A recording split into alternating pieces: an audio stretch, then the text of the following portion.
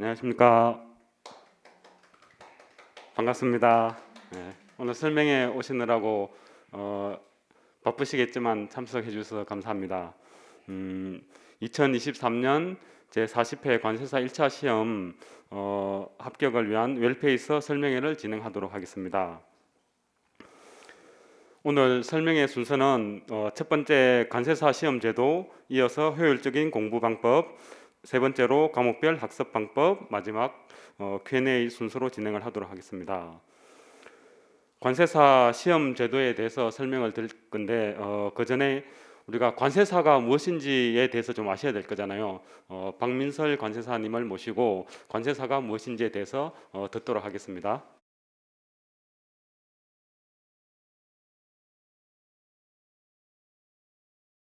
네, 여러분 안녕하세요. 34기 관세사 수석으로 합격해서 현재 관세법인에서 일을 하고 있는 박민설 관세사라고 합니다. 오늘 와주셔서 너무 감사드리고요.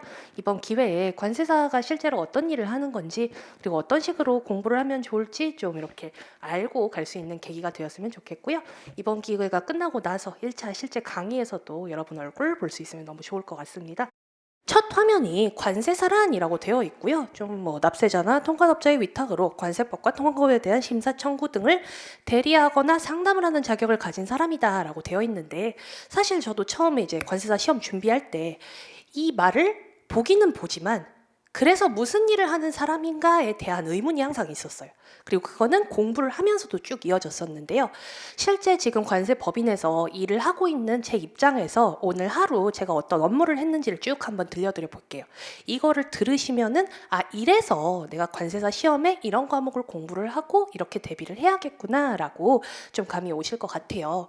그래서 관세사는 보통 사무실에 앉아서 일을 하는 게 일반적입니다. 사무실에 앉아서 일을 하게 되는데, 아침에 일단 가게 되면은요, 오늘 아침에 저는 HS 코드라고 해서 모든 물건에 붙는 하나의 코드예요. 모든 물건에 붙는 하나의 코드 체계인데, 이 코드라는 게 왜 필요하냐? 어떤 컴퓨터란 물건에 대해서 8471라는 HS 코드가 붙게 되면은요, 그 코드에 따라서 세관장이 세율을 정해놓고 요건을 정해놓고, 그리고 이거를 수입할 때 과세 가격을 여기에 이만큼 있기 때문에 이거에 대한 세액이 얼마다 라는 거를 계산하는 가장 기본적인 토대가 돼요. 그래서 아침에 저는 이 HS 코드에 대해서 관세청의 결과를, 이거에 대해서 코드를 심사해 주세요라는 사전 심사를 요청해 놓은 게 결과가 나왔더라고요. 그래서 이 결과 회신 내용을 가지고 이제 화주라고 하죠. 관세사의 고객들을 화주라고 많이 부르는데요. 화주 혹은 고객사에게 이 내용을 안내를 해주고요. HS 코드가 굉장히 좋게 나왔어요. 원래는 우리가 8% 세율이라고 해서 관세액을 계산하는 이 퍼센테이지가 있는데요. 8% 세율이 적용될 것이다 라고 예상을 했는데 너무나 좋게도 0% 세 번이 나왔네요. 그럼 어떻게 할 수 있느냐? 우리가 낸 세액을 돌려주세요 라고 청구를 할 수 있어요. 그래서 이렇게 좋게 나왔으니까 경정 청구하시는 거 어떠세요? 라고 경정 청구에 대한 안내를 해드렸습니다. 자, 여기서 볼 수 있는 게 뭐냐? 이 HS 코드라는 과목에 대해서 배우는 게 우리 2차 시험의 관세율표라는 과목이에요.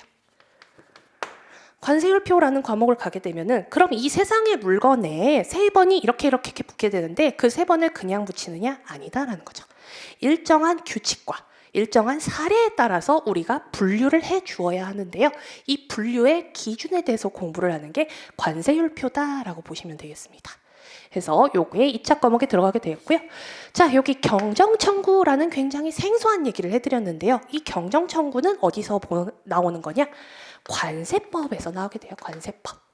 그래서 관세법에서는 어떤 내용을 다루느냐? 우리가 이 물건 하나를 해외에서 가져오기 위해서 우리나라 관세청에 신고를 해야 하는데, 그 신고에 기반이 되는 모든 내용과 모든 절차는 관세법에 들어가 있어요. 그 관세법 중에서 내가 100만 원의 세액을 냈는데 이게 10만 원짜리인 것 같아, 돌려줘 라고 청구를 하는 경정청구, 세액 정정 제도를 두고 있고요. 이러한 제도를 우리는 관세법에서 배우게 됩니다. 그래서 이렇게 벌써 관세율표, 관세법이라는 두 가지 과목이 나왔죠. 그리고 저는 또 어떤 업무를 했느냐? 이제 화주분들이 수입 통관을 하기 위해서는 서류가 기본이 됩니다. 그래서 관세사는 업무를 할 때 서류를 해석하고 읽어낼 줄 알아야 돼요. 자, 근데 이 서류의 기본이 되는 게 뭐냐? 상업송장이라는 서류인데요. 이 상업송장이라는 서류에 물건의 수량이나 명세가 들어가게 돼요. 그리고 가장 중요한 거 가격이 들어가게 됩니다. 자, 그럼 관세사는 이걸 보고 뭘 하느냐? 이 상업송장에 있는 명세를 보고요. HS 코드를 검토를 해주어야 하고요. 이 가격을 보고 가격이 적정한가에 대한 고민을 한번 해줘야 돼요. 이 가격이 인보이스에 있는 가격이 뭔가 좀 단가가 낮게 책정된 것은 아닌가? 여기에 더 추가되어야 하는 운임이나 보험료는 없는가? 혹은 이 화주가 이 물건을 사오기 위해서 추가로 낸 돈은 없는가? 라는 이런 복합적인 고려를 통해서 실제 내가 이 물건의 적정한 가격을 관세청에 신고를 해줘야 한다라는 거죠. 이 가격을 정하는 방법을 배우는 게 2차의 관세 평가가 되겠습니다. 관세 평가. 자, 그리고 이런 송장에 또 들어가는 게 뭐냐? 인도 조건이라는 게 들어가죠. 인도 조건, 우리 가장 흔하게 하는 거 CIF라던가 FOB. 요 세 글자짜리 인도 조건들이 있는데요. 이런 인도 조건에 대해서 어디서 배운다? 무역, 영어, 그리고 무역, 실무에서 다루게 되겠습니다. 그리고 이런 거를 계산을 하고 나서 관세액을 계산을 해서 납부를 하는데요. 이 관세에 뭐가 따라 붙느냐? 관세에는 무조건적으로 부가세가 따라 붙게 되어 있어요. 부가세가 따라 붙게 되어 있고 이 물건이 특이한 물건이다, 뭔가 비싼 물건이다, 독특한 물건이다, 술이다 라고 하게 되면 뭐가 붙게 되느냐? 주세라던가 개소세 같은 것들이 붙게 됩니다. 이러한 것들에 대해서 배우는 게 1차의 내세법이에요. 내세법. 그리고 이렇게 해서 신고를 다 해놓고 나면은요, 나중에 5년치 수입 실적에 대해서는 정기적으로 관세청에서 심사를 하게 되는데요. 이런 심사를 하는 과정에서 관세사가 기본적인 회계 지식이 있어야 그 심사에 훌륭하게 대응을 할 수 있게 됩니다. 그래서 1차에 회계학이 들어가 있다라고 볼 수 있겠고요. 이거 이외에도 우리 공부하는 것들 뭐 있어요? 대외무역법이라던가 FTA 특례법이라던가 외국환 거래법이라던가 이런 작은 미니 과목들이라 하죠. 이런 과목들이 섞여 들어가 있습니다.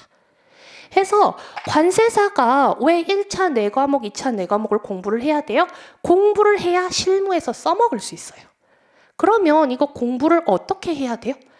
내가 실제로 나중에 고객사에게 법령이 이러이러해서요, 이렇게 하셔야 합니다라고 설명을 할 수 있도록 공부를 해야 돼요. 그래서 우리는 1차에서 관세사 공부를 하기 위한 기본을 쌓고 법령들을 공부를 하고요. 그런 다음에 2차에 가서 그 구술 시험을 보면서 이거를 설명하는 능력을 습득하게 된다라고 보시면 되겠습니다. 그래서 정리해보면 관세사는 이런 것들을 공부를 해서 법령을 숙지한 다음에 이 법령을 숙지한 전문적인 지식을 바탕으로 해서 고객사나 어떤 통관업자의 위탁을 받아서 관세청, 세관과의 업무를 대리하는 사람이다라고 보시는 게 좋겠습니다. 그래갖고 이런 여러 가지 과목들을 좀 오랜 기간에 걸쳐서 공부를 해야 한다. 근데 그렇게 공부를 해서 내가 전문성을 갖추어야 진짜 관세사로서 일을 할 수 있게 된다라고 보시면 될 것 같아요. 자, 그럼 넘어가 볼게요. 해서 여기서 얘기했던 직무들이 쭉 나오고 있죠. 해서 아까 얘기 드렸던 세 번이 HS 코드라는 거예요. 그래서 WCO라는 이제 국제 기구에서 HS 코드라는 하나의 체계를 만들었고요. 이 체계를 바탕으로 해서 우리나라의 HSK라는 독자적인 10자리 체계가 또 갖춰져 있습니다. 그 관세율표에 올라가 있는 HS 코드를 3번이라고도 하기도 하거든요. 그래서 어떤 물건을 보고 3번을 분류해주고 거기에 들어가는 적정한 세율을 분류해주는 게 굉장히 중요한 업무 중에 하나가 되겠고요. 얘기 드렸던 관세 평가 지식을 가지고 관세 가격을 확인한다거나 세액을 계산해주는 이런 일련의 업무들이 통관 분야에서 일상적으로 일어나는 업무다라고 보시면 되겠고, 컨설팅이다라고 얘기가 되어 있는데요. 컨설팅은 이제 매일매일 오는 통관하고는 조금 다른 결의 업무예요. 그래서 우리 FTA라는 말 많이 들어보셨을 거예요. 이 FTA는 어떤 거예요? 국가 간의 거래를 함에 있어서 관세 혜택을 주는 제도죠. 근데 이 관세 혜택을 그냥 받느냐? 아니다. 관세 혜택을 받기 위해서는요, 기본적인 서류 요건이 구비가 되어야 하고요. 그 물건이 FTA 협정에서 규정하는 기준에 충족해야만 내가 FTA 그 특혜를 받을 수가 있어요. 그럼 그거를 어떻게 판단해요? 화주가 직접 하기는 어렵죠. 그래서 관세사한테 맡깁니다. 관세사한테 맡겨서 내 물건이 이 협정에 맞나요 안 맞나요를 판단을 해주고요. 거기에 따른 서류는 이렇게 작성하는 거예요. 와 같은 컨설팅을 해주게 되고요. 이런 일련의 지식을 우리 1차 관세법에 따라 붙어 있는 FTA 특례법에서 공부를 하게 됩니다. 그리고 뭐 AEO라던가 관세 관련 상담해서 이제 뭐 AEO는 미국과의 거래를 함에 있어서 이제 검사율을 낮춰주는 이런 상호 제도다라고 볼 수 있는데요. 이 AEO 또한 관세법에 규정이 되어 있습니다. 그리고 이 AEO도 관세 컨설팅 분야에 굉장히 큰 비중을 차지하고 있고요. 그리고 대리 업무에 뭐 이제 심사 청구, 환급 청구, 조사 관련 업무들이 있는데요. 관세청은 이 화주가 신고한 내용을 그대로 믿지 않아요. 여기에 대해서 어떤 오류가 있을 수도 있고 어떤 뭔가 법령 위반 사항이 있을 수도 있기 때문에 5년 정도의 정기심사 혹은 수시심사를 하게 되는데요.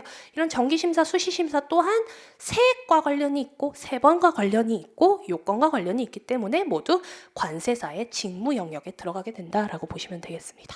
그래서 이렇게 다양한 업무들을 할 수 있다라는 거고요.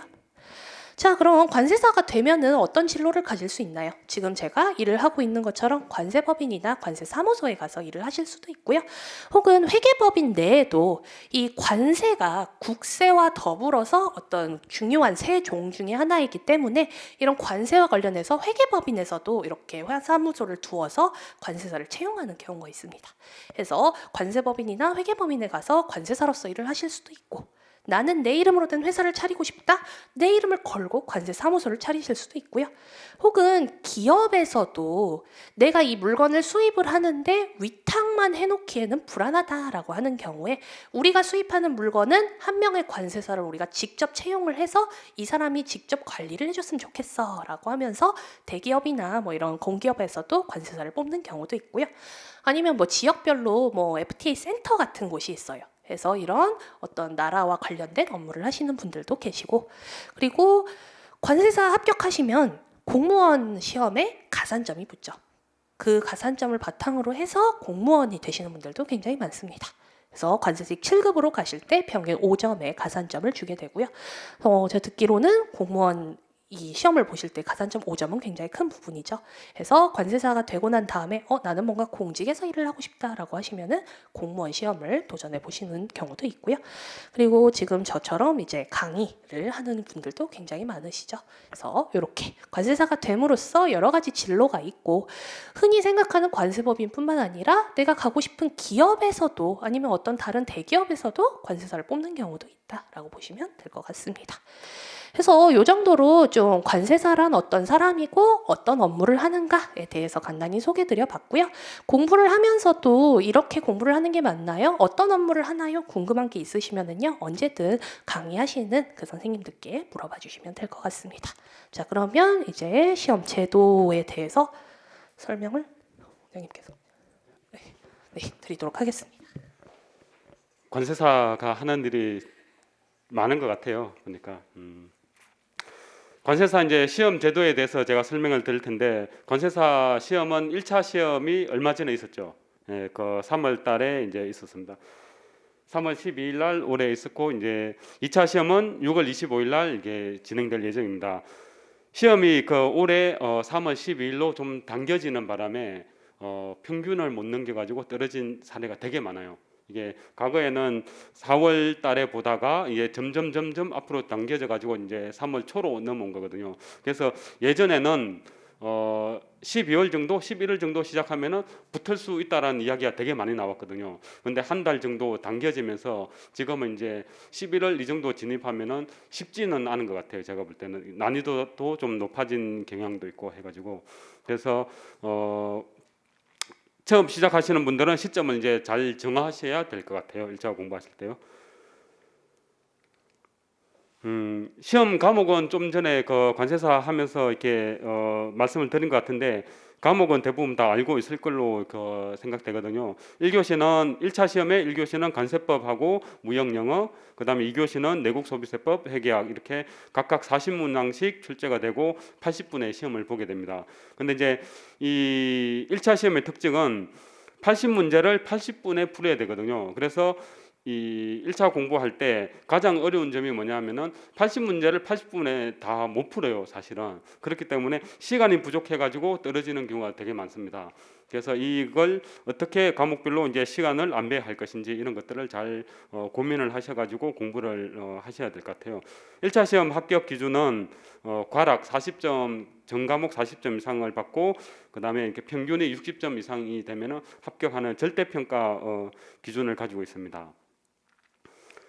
관세법 이 세부적인 내용을 좀 더 살펴보면은 관세법에서 이게 34문제에서 한 36문제 정도 출제되고 FTA 관세법에서 4문제에서 한 6문제 정도 출제되고 있습니다. 그다음에 무역영어 같은 경우에는 국제협약에서 28에서 30문제 정도 출제되고 무역실무 이론에서 10문제에서 12문제 정도 출제가 되고 있습니다. 그다음에 내국소비세법 같은 경우에는 부가가치세가 30문제, 개별소비세법 5문제, 주세 5문제 이렇게 출제가 됐는데 올해는 한 문제가 좀 적게 출제된 데가 있었어요. 그다음에 회계학 같은 경우에는 재무회계가 30문제, 원가관리회계가 이제 10문제 출제가 되거든요. 관세사 시험에서 1차 시험에서는 이 시간을 많이 빼앗기는 과목이 무역영어하고 회계학입니다. 그래서 이게 무역영어하고 회계학을 보통 풀이를 하는데 한 50분 정도 이렇게 잡고 이렇게 풀이를 하거든요. 그래서 관세법하고 내국소비세법은 한 23분에서 25분 정도 이렇게 풀어내야만이 이 무역영어하고 회계학에서 점수를 득점을 해가지고 합격을 할 수 있을 겁니다. 회계학은 한 과목으로 되어 있는데 실질적으로 저희가 공부해야 되는 거는 회계 원리도 공부해야 되고 그다음에 재무회계, 원가관리회계 이렇게 총 3개를 공부를 해야 되거든요. 그 중에서 이제 재무회계를 이제 중급회계라고도 하는데 중급회계가 난이도가 굉장히 높은 편이거든요. 그다음에 이제 원가관리회계는 과거에는 다 전략적으로 원가관리회계를 먼저 공부해가지고 시험을 잘 봤던 그런 경향이 있었는데 올해하고 작년에 원가관리회계가 관세사 수험생들한테 어렵게 출제돼 가지고 시험에서 이 과락 난 경우가 되게 많았었어요. 그래서 재무회계하고 원가관리회계하고 뭐 하나를 포기하는 것보다는 균등하게 공부를 해가지고 적정한 점수를 받을 수 있도록 하셔야 될 것 같아요.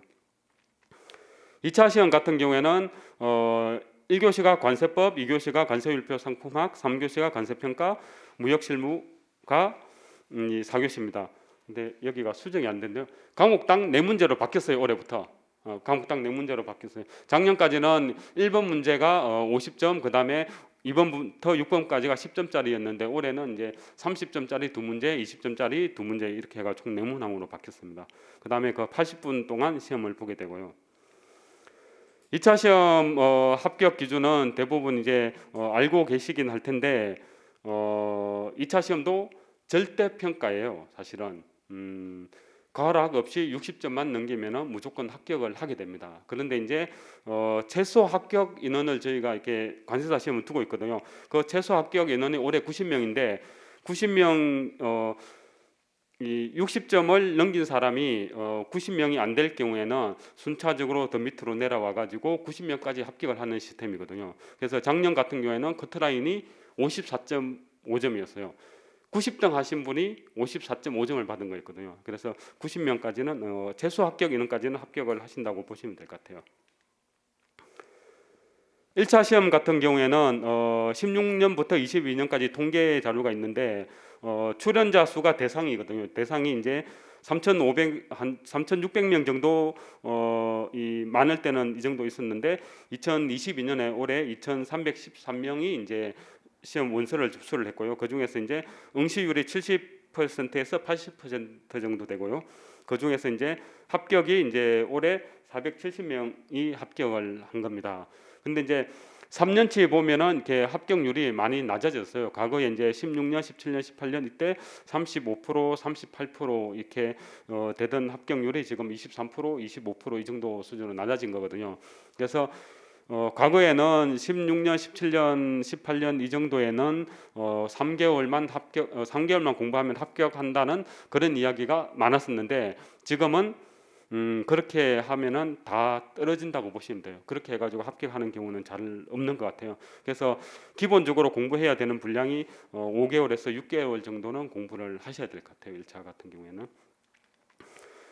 그래서 지금 보면 이게 출연자 수가 그래프가 이제 하향 곡선을 그리고 있는 거고 합격률은 지금 표시가 잘 안 나는데 그래프상에서는 점점 떨어지고 있는 그런 추세로 보시면 될 것 같아요. 1차 시험에서 과목별 과락률을 보시면은 1차 시험에서 아까 이렇게 짧은 시간에 80문제를 80분에 풀어야 된다고 그랬잖아요. 근데 이제 과락률 한번 보시겠어요. 그래프가 가장 높은 게 회계학이거든요. 회계학은 역대적으로 이게 50% 이상이 다 과락이에요. 시험 보러 가면은 내가 과락이 안 나면 옆에 사람은 과락이 나는 거죠. 이렇게 확률 통계상으로 보면요. 그래서 회계학은 여러분들이 이렇게 시간도 제일 많이 투입을 하겠지만 대신에 또 과락도 많이 나는 그런 과목이거든요. 그래서 회계학 공부하실 때 좀 주의 깊게 공부를 하셔야 될 것 같고, 그 다음에 관세사 시험에서 관세법을 공부를 잘 못하시는 분은 잘 없어요. 지금 보시면 그래프가 가장 낮게 형성돼 있잖아요. 그래서 관세법은 대부분 2차 시험까지 연결되기 때문에 잘 하시는 편으로 이제 보시면 될 것 같고요. 그 다음에 이제 아까 그 무형 영어도 시간이 많이 걸린다고 제가 말씀을 드렸는데, 무형 영어 같은 경우에도 과락률이 생각보다 이제 높은 편이거든요. 그래서 무형 영어라든지 이제 회계학은 계산 문제 때문에 시간 내에 다 못 푸는 경향이 많은 거고, 무형 영어는 모든 문제가 영어 지문으로 나오다 보니까 읽고 이 틀린 단어라든지 잘못된 단어를 찾는데 시간이 상대적으로 많이 걸리다 보니까 이제 과락률이 좀 높은 편으로 이제 형성이 되고 있는 것 같아요. 그래서 이제 과락률 과거에 이제 과락률을 보시면 이렇게 이제 통계적으로 나와 있는데 보시면 될 것 같고, 올해 이렇게 2022년 올해 이 평균 점수를 한번 보시면은 쉽게 보실 수 있는데, 관세법 같은 경우에는 평균 점수가 56점이거든요. 응시자의 평균 점수가 56점이에요. 그런데 이제 회계학은 응시자의 평균 점수가 38점이거든요. 그래서 상당한 차이가 많이 난다는 거, 한 20점 정도 차이가 나는 거잖아요. 그리고 과락이 지금 1789명이 받는데 960명이 과락인 거잖아요. 맞죠? 40점을 못 넘겼다는 거거든요. 그 다음에 1차 시험에 합격한 연령별 현황을 살펴보면은 20대하고 30대가 대부분이거든요. 20대에서 30대가 대부분이고 40대, 50대, 60대는 올해 좀 있었네요, 보니까. 그 다음에 성별 현황을 보면은 2022년에는 여성 비율이 조금 더 많았네요. 올해 2차 시험 등록한 수강생들 보면은 여성이 좀 더 많은 것 같아요, 저희 학원에도. 1차 시험은 제가 앞에서 설명을 드렸지만 회계학이 높은 과락률로 인해 가지고 회계학을 공부를 잘 하셔야 된다는 거. 그다음에 이제 과락률이 낮은 과목 관세법하고 내국소비세법을 전략적으로 접근해 가지고 내가 고득점을 받아야 돼요.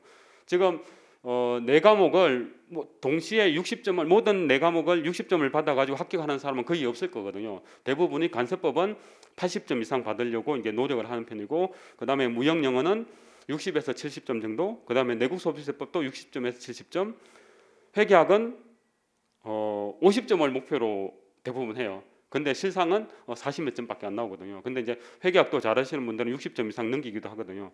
그래서 전략적으로 공부를 하셔야 되는 거거든요. 그래서 공부를 하시다 보면은 관세법이 나한테 좀 더 쉽게 다가오는지 아니면 내세법이 더 쉽게 다가오는지 이걸 빨리 캐치하셔가지고 특정 과목에 대해서 아주 고득점을 할 수 있게끔 공부를 하셔야 될 것 같습니다.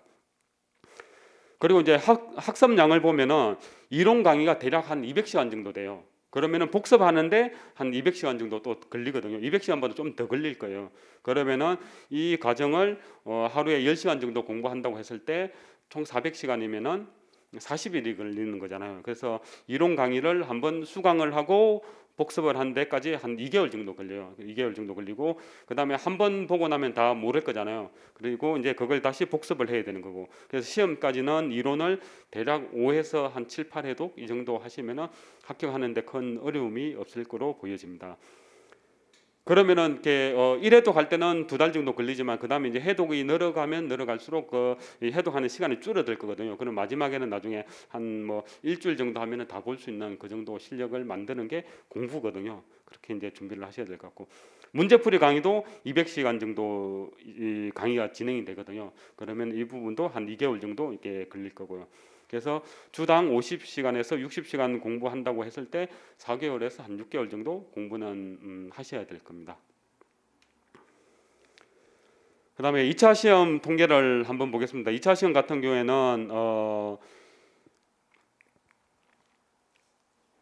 90명씩 이제 선발을 하고 있는데 2020년에 이렇게 보시면은 이게 149명을 선발을 해가지고 이때 좀 누적됐던 인원들이 좀 많이 빠져나간 편이거든요. 그래서 지금은 계속 90명씩 이제 올해도 이제 뽑을 예정인데 과거에 비해서 1차를 합격하는 비율이 많이 줄어들었기 때문에 2차 응시하는 인원도 지금 900명에서 1000명 정도 왔다 갔다 하거든요. 2017년, 18년 보면은 1,800명 정도 받잖아요. 그에 비하면 지금 반 정도 이렇게 2차 경쟁률이거든요. 근데 이제 이 경쟁률은 엄청 높아 보이잖아요. 어찌 됐든 간에 10대 1 정도 되는데 10대 1 정도 되는데 실질적으로 공부가 잘 되어 있는 사람들은 10대 1이 아니거든요. 올해 이제 막 1차 붙은 사람들은 6월 달에 시험에 가면은 가서 제대로 못 쓰고 나오는 거거든요. 그래서 이제 그런 사람들까지 포함하면은 제가 나중에 뒤에서 다시 설명을 드리겠지만 보통 한 실질 경쟁률은 늘 보면 마지막에는 1.5대 1 정도. 공부를 잘하는 사람, 오래 붙을 수 있는 사람 정말 1.5대 1 정도에서 90명 정도 붙는 거거든요. 그건 제가 뒤에서 다시 통계로 한 번 더 설명을 드리겠습니다. 2차 시험은 그 합격률은 뭐 많이 뽑으면은 이게 많이 올라가는 거고 적게 뽑으면은 뭐 낮아지는 거고 그다음에 이제 이 지금 그래프가 이게 2차 시험 볼 수 있는 사람이 점점 줄어들고 있는 거. 이거는 1차 시험의 합격률이 낮아졌기 때문에 이제 줄어들고 있는 거거든요. 그다음에 2차 시험 통계를 보면은 과목별 가락률을 한번 보시겠어요? 지금 보면은 가장 높은 과목이 무역 실무가 대부분 보면은 이게 70% 정도 되잖아요. 그다음에 이제 높은 게 관세율표. 관세율표도 좀 높은 편이고. 그다음에 이제 낮은 게 관세법은 1차에도 낮았는데 2차도 가장 낮네요. 양이 많다고 그러는데 이제 실질적으로 보면 관세법은 과락률이 가장 낮은 과목이에요. 그래서 무역 실무가 이제 수험생들이 가장 어려워하는 과목으로 보시면 될 것 같아요. 이게 그 작년에 2차 시험 과목별 통계거든요. 이게 잘 보시면은 무역 실무 같은 경우에는 응시자 수가 678명이잖아요. 과락이 500명이에요. 과락 500명. 그러면은 178명만 과락을 면한 거예요. 그 중에서 90명 합격한 거예요. 맞죠? 과락 안 나면은 거의 많이 합격하게 되는 거거든요. 그래서 과락이 잘 나는 과목이 이제 주로 관세법하고 이 무역 실무하고 관세 평가 이런 과락이 잘 나요. 그다음에 이제 실질적으로 공부가 좀 된 사람들에서 과락이 잘 나는 게 관세평가하고 무역실무인 거고 그다음에 전체적으로 과락률이 높은 거는 HS는 왜냐하면 1차만 공부하고 온 사람들이 2달 공부해가지고 시험장에 가면 하나도 못 쓰거든요. 그래서 그런 거고 실제로 3년 4년 공부했음에도 불구하고 과락이 많이 나는 과목은 이 두 과목 관세평가하고 무역실무가 과락이 많이 나요. 그다음에 연령별 합격 현황을 보면은 작년에는 보면 20대하고 30대밖에 없잖아요. 다 합격하신 분들 보면은 40대, 50대, 60대는 없었고 2020년에는 보면은 이게 149명을 뽑으면서 뭐 40대, 50대, 60대가 좀 있었는데 작년에는 이게 30대가 최고령이었던 것 같아요. 유형별 합격자 보면은 이 동차생 같은 경우에는 올해 1차 합격하고 같은 해에 2차를 합격하시는 분들이 동차생인 거고 그다음에 유예생 같은 경우에는 전년도에 1차를 합격하신 분들이 이제 합격하는 비율이거든요. 당연히 2차만 공부하니까 이게 합격 비율이 높을 수밖에 없는 거고요. 그다음에 이분들은 이제 이만큼이 있는데 여기는 대부분 3동 아니면 4동, 5동, 3년차, 4년차, 5년차가 이제 대부분 여기에 포함되어 있는 거라고 보시면 돼요.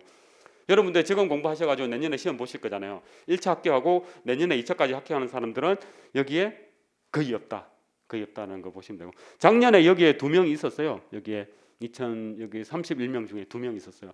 그 이전에는 2016년에 1명이 있었어요. 그래서 몇 년 만에 1명 정도 나오는 그런 비율이라고 보시면 될 것 같아요. 그 다음에 학습 전략에 대해서 제가 설명을 드릴 건데 관세사 1차 시험 대비한 연간 커리큘럼은 5월 달부터 6월 달까지 기본 이론 과정을 하고 그다음에 7월 달부터 12월 달까지 원가 관리 회계, 그다음에 이제 FTA 관세법이 이제 진행이 될 거고요. 그다음에 문제풀이는 11월, 12월, 그다음에 동형 모의고사는 1, 2월. 동형 모의고사가 뭐냐고 이렇게 많이 질문을 하시는데 실제 시험처럼 시험을 보는 거예요. 학원에 와가지고 실제 시험처럼 시험을 보고 해설 강의를 듣거나 아니면 해설지를 받아보고 나의 실력을 점검하는 과정이 동형 모의고사 과정이고, 핵심 특강은 뭐 OX 특강이라든지 이런 것들로 이제 마무리 정리하는 과정으로 보시면 될 것 같아요. 이론 과정은 5월 달하고 5, 6월에 진행이 되는데 8주 과정으로 진행되고 과목별로 이제 48시간 강의가 진행이 될 예정이고, 이 시기에는 내가 예습을 하는 것보다는 복습을 하셔야 돼요. 예습은 시간이 너무 많이 걸리고 모르는 내용들을 내가 하기에는 이렇게 어려움이 좀 많이 있을 거거든요. 그래서 수업 듣고 복습하는 그런 개념으로 공부를 하셔야 돼요. 복습을 안 하면은 이 계속 누적되면 나중에 이 따라갈 수가 없기 때문에 복습을 꾸준히 잘 해주시는 게 중요할 것 같고, 시험 때까지는 뭐 5에서 한 7, 8회도 이렇게 많이 하시는 것 같아요. 그 정도 하셔야 또 합격을 하시는 것 같아요.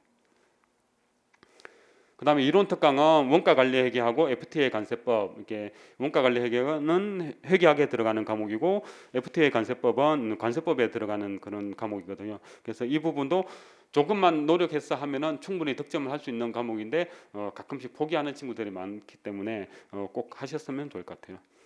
문제풀이 과정은 11월 달부터 12월 달까지 진행이 되고 이 또 8주 과정이고 과목별로 48시간 정도 이렇게 수업이 진행될 예정입니다. 그 다음에 동형 모의고사는 제가 앞에서 말씀을 드렸듯이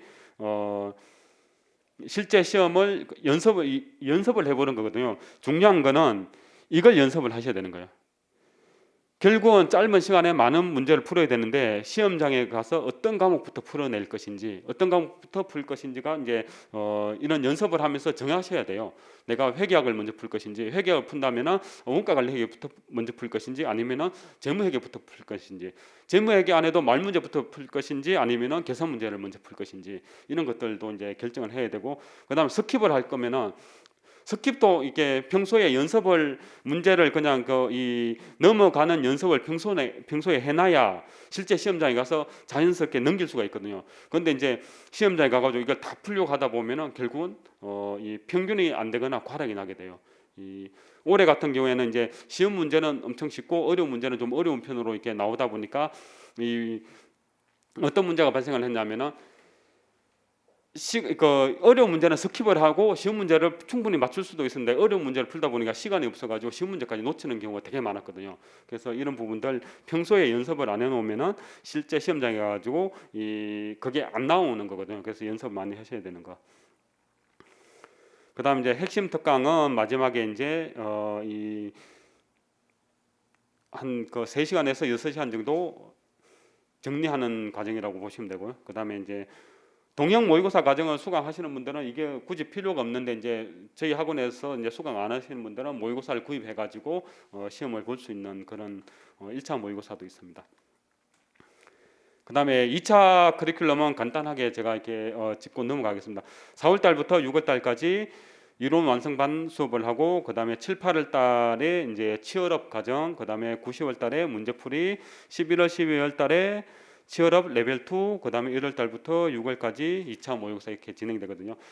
여기에 관련된 거는 2차 모의고사 설명에 있으니까 그거 참고하시면 이제 상세하게 내용을 아실 수 있을 것 같아요. 그다음에 1차 시험하고 2차 시험의 연계되는 부분은 여러분들 잘 보셔야 돼요. 1차 시험에 이제 관세법이 2차 시험에 관세법으로 그대로 가는 거고, 그다음에 1차 시험에 무역 영어가 2차 시험에 무역 실무로 그대로 가는 거거든요. 거의 유사한 과목이라고 생각을 하시면 돼요. 관세법은 똑같은 과목인 거예요. 근데 출제되는 포인트라든지 이런 부분이 좀 다를 뿐이고 동일한 내용을 이렇게 공부를 한다고 보시면 돼요. 그래서 이제 저희 학원은 1차 교재하고 2차 교재가 똑같아요.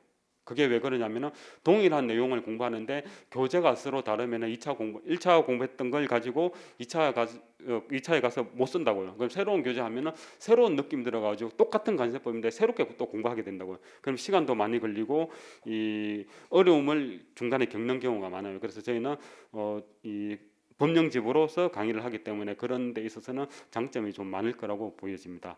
그다음에 이제 무역 영어 같은 경우에는 우리 이제 박민설 관세사님이 이 2차를 수석을 합격하신 거잖아요. 그러다 보니까 이 2차와 관련된 부분까지 많이 연결을 시켜주세요. 그래서 가끔씩 2차 공부하시는 분들이 박민설 관세사 수업 들으니까 이해가 됐다 이런 이야기를 되게 많이 하는 편이에요. 그래서 이 연결되는 부분을 있어서 많이 설명을 해주시니까 여러분들한테 도움이 많이 될 걸로 보입니다.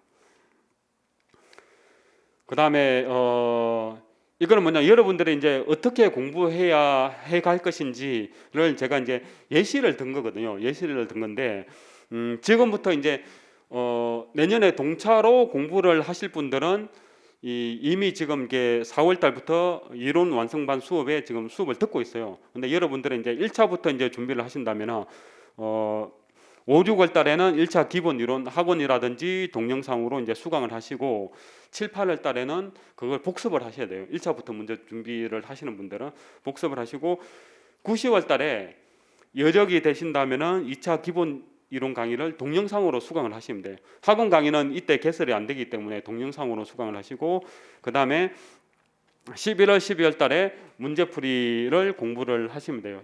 11월, 12월 달에 1차 문제풀이 공부를 하시고 1, 2월 달에는 또 1차 문제풀이하고 복습하고 동영 모의고사 이런 순서로 공부를 하시면 되고 그 다음에 3월 달에는 1차에만 집중하고 그 다음에 다시 1차를 합격을 하고 그 다음에 해는 이제 다시 2차 기본 이론이라든지 아니면 이제 나름대로 혼자 정리해가는 그런 과정들이 필요하거든요. 그래서 지금부터 이제 준비를 하시면은 내년 시험까지 1차만 공부하기에는 시간이 생각보다 조금 남을 거예요.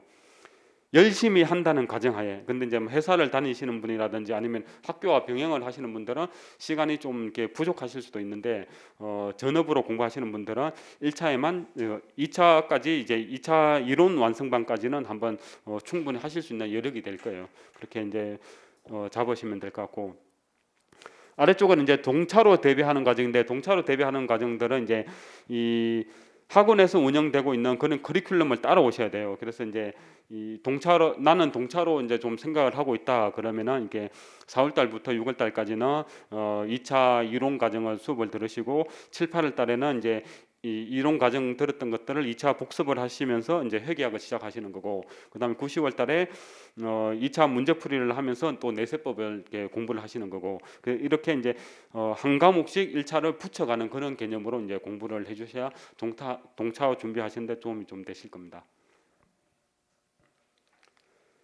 그다음에 이제 나의 합격 가능성은 이게 뭐냐면은 내가 지금 공부를 준비하잖아요. 시험을 준비하면은 내가 언제 합격할 수 있느냐가 여러분한테 중요한 거잖아요. 중요한데 지금 공부를 시작하면은 결국은 내년에 동차로 합격하는 비율은 아까 제가 거의 없다고 그랬잖아요. 여러분들 내년에 1차 합격하고 그다음에 2차까지 내년에 합격하는 비율은 거의 없는 거고 그러면 나는 2023년에 이유예로 가가지고 합격하는 것이 가장 좋아요. 이때 합격하면은 거의 한 6개월 정도 공부하시는 거잖아요. 25개월, 6개월 정도 공부하는 거거든요. 그러면은 이제 이 합격생들의 평균 수험 기간은 36개월에서 38개월 정도예요. 근데 이거는 수험생들이 합격하면 좀 줄이거든요. 그럼 실질적으로 평균 수험 기간은 이것보다 좀 더 길다고 보여야 되는 거거든요. 근데 이제 여러분들이 가장 베스트는 이외로 합격하시는 게 가장 좋아요. 그 다음에 이제 이외로 이제 공부를 열심히 했는데 유예생 때 좀 아깝게 떨어져서 그러면 이제 3동으로 공부하셔가지고 또 합격을 하시면 돼요. 여기서 이제 제가 간단하게 설명을 좀 드리면은 여러분들은 이제 2021년에 지금 이게 시작을 하시는 거잖아요. 이때 시작하면은 대략 올해 지금 1월 달부터 올해 12월 달까지 공부를 준비하시는 분들이 신규로 진입하는 사람들이 한 1,700명 정도 돼요. 이것보다 좀 적을 수도 있어요. 이제 출연하는 인원이 좀 왔다 갔다 하니까. 그럼 1,700명 정도 이제 시험을 보면은 올해 합격률을 기준으로 했을 때 이 470명이 붙었단 말이죠. 그러면은 이 470명이 이 지금부터 공부한 사람이 다 붙는 게 아니에요. 그 중에서 이제 올해 이전에 공부하셨던 분들이 계실 거잖아요. 그분들이 이제 대략 470명 중에 한 170명 정도 될 거라고요. 그러면은 이제 순수하게 작년 1월 달부터 공부했던 사람들은 300명 정도밖에 안 되는 거거든요. 그러면은 여러분들이 이제 지금 준비하시면은 내년에 이제 합격을 한다고 했을 때 한 300명 안에 들어가 있을 거거든요. 합격을 하시면은, 그럼 그 300명 중에서 6월 달에 생동으로 합격하시는 분들은 거의 없다고 보시면 되고, 그 다음에 유예로 합격하는 사람들, 이 300명 중에서 1년 뒤에, 1년 2개월 뒤에 유예로 합격하는 인원도 실질적으로 보면 20명, 제가 20명으로 해놨는데 20명이 안 돼요 사실은. 15명에서 20명 정도 수준이거든요. 그러면은 여기에 들어가려면은 이때 공부 준비를 하실 때 지금 여유가 되실 때 2차까지 좀 더 공부를 해주셔야 돼요. 그 다음에 이제 1차 합격하고 난 다음에 또 2차에만 집중을 하셔야 되는 거고요. 자, 그 다음에 이제 이때 안 됐을 때 3동차로 또 합격하는 경우도 있거든요. 3동차는 또 생각보다 이제 많이 합격을 해요. 이게 20명보다는 좀 많은 한 25명에서 30명 정도 합격하거든요. 그래서 여기까지는 여러분들이 한번 설계를 해놓고 공부를 하시는 게 좋을 것 같아요. 그다음 결국은 이제 이 나랑 같은 시점에 공부를 해가지고 4년 동안 합격하는 인원은 대략 85명 정도. 1,700명 시작해가지고 한 85명 정도 합격하는 그런 비율로 나오지거든요. 그래서 여러분들이 공부를 열심히 하셔야 될 겁니다. 생각보다 이제 이 진입해가지고 합격해서 나가는 사람은 비율이 얼마 안 된다는 거 알고 계시면 될 것 같습니다. 그러면은 과목별로 학습 전략에 대해서 듣도록 하겠습니다. 관세법 전소연 선생님을 모시고 관세법 공부 방법에 대해서 듣도록 하겠습니다.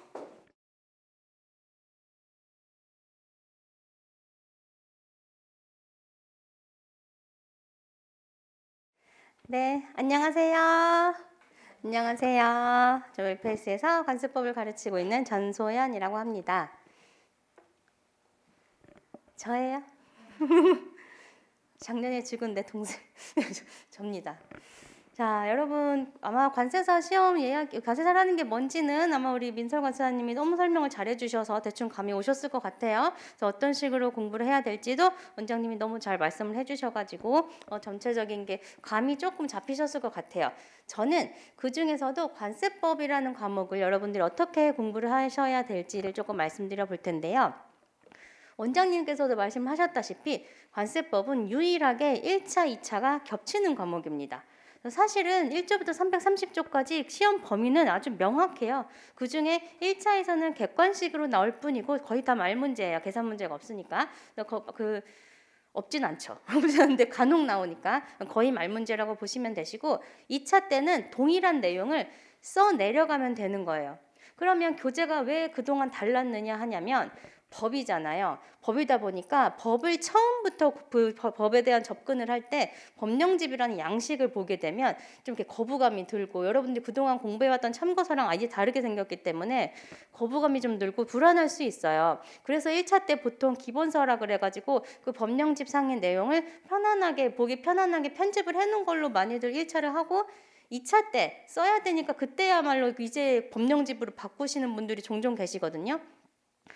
그렇게 되면 법이라는 거에 한 구조가 눈에 들어오지가 않게 되기 때문에 답안을 유기적으로 논리적으로 작성해내기가 어렵습니다. 그래서 사실 보시면 아셨겠지만 과락률이 낮은 과목이에요. 관세법은 1차든 2차든 과락률은 낮은데 고득점도 잘 없어요. 의외로 고득점이 잘 없는 과목이 관세법입니다. 그게 왜 그러냐 하냐면 법령집으로 처음부터 공부를 1차 때부터 공부를 했다면 굉장히 힘들 거예요. 힘들 건데 2차 때 그렇게 힘들게 공부했던 게 어마어마한 위력을 발휘할 거거든요. 법의 구조가 머릿속에 있는 상태에서 법을 접근을 한다는 건 남들보다 벌써 약간 그런 느낌이죠. 이미 사칙 연산을 끝내고 1차 방정식 들어가는 느낌. 너무 띄었나?